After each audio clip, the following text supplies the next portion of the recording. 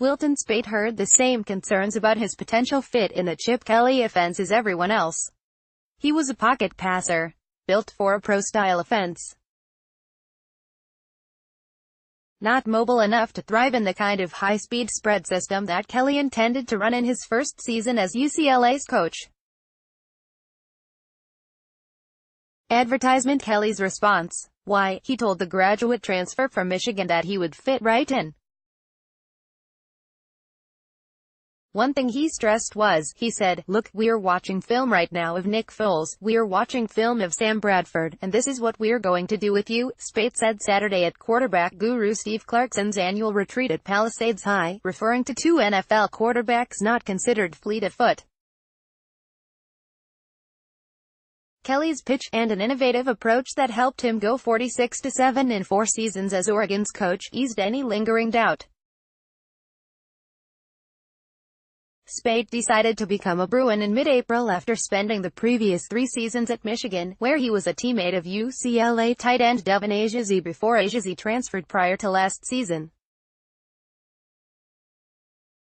Speight had hoped to reconnect with Jedd Fisch, the Wolverines' quarterbacks coach and passing game coordinator, during Speight's first 2 college seasons before Fisch was hired as UCLA's offensive coordinator prior to last season. Fisch departed for a job with the Rams after finishing the season as UCLA's interim coach in the wake of Jim Mora's dismissal, but he continued to recruit on the Bruins' behalf when it came to Speight. "As a coach, you can kind of sniff out the BS," Speight said, and he was able to do that, and say, "Look, you're getting what you see at UCLA and I think it's the right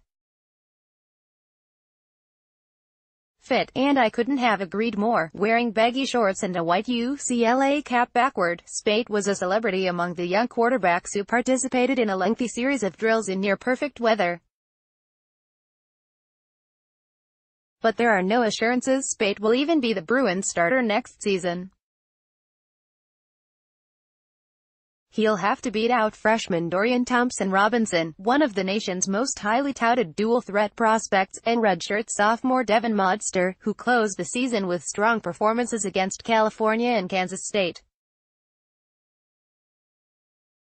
"There's talent in that quarterback room, and I know Dorian, a good friend of mine, he's coming in and he wants to play too," Speight said.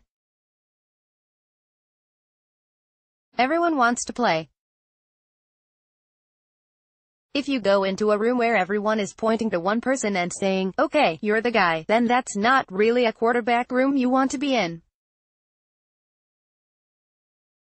At the same time, I think with my experience in winning 14 or 15 games as a starter and bringing that experience and leadership into the QB room and the UCLA team as a whole, I'm excited about the season."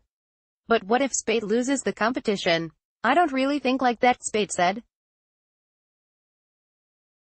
"I know you don't really bring in a grad transfer to sit, that would kind of defeat the purpose of using up a scholarship, but at the same time I know I have to go in and perform." Speight twice won the job as Michigan starter, first as a sophomore in 2016. He completed 61.6% of his passes that season for 2,538 yards with 18 touchdowns and 7 interceptions for a team that won its first 9 games before finishing 10-3 with a loss to Florida State in the Orange Bowl. Speight started Michigan's first 4 games last season before suffering a serious back injury against Purdue. He said he's fully recovered. "I've never felt this healthy in my career, really, since I got to Michigan," said Speight, who was listed at 6'6" and 240 pounds when he played for the Wolverines. "I was always banged up, and that's part of football, but obviously when you break your spine, that's a little bit different." Advertisement. Speight said he has spent the offseason improving his agility with trainers. He's thrown to his new teammates during off-campus workouts and intends to do so on campus once his classes in the UCLA Graduate School of Education start next month.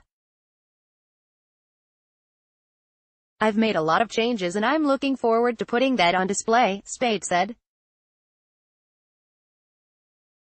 If I need to pull the ball and run it a few times a game, I'm not a statue, and that's what I've worked hard on this off-season, is becoming more agile, and I'm ready for the challenge. Ben.Bolch at LATimes.com. Follow Ben Bolch on Twitter at @LatBolch.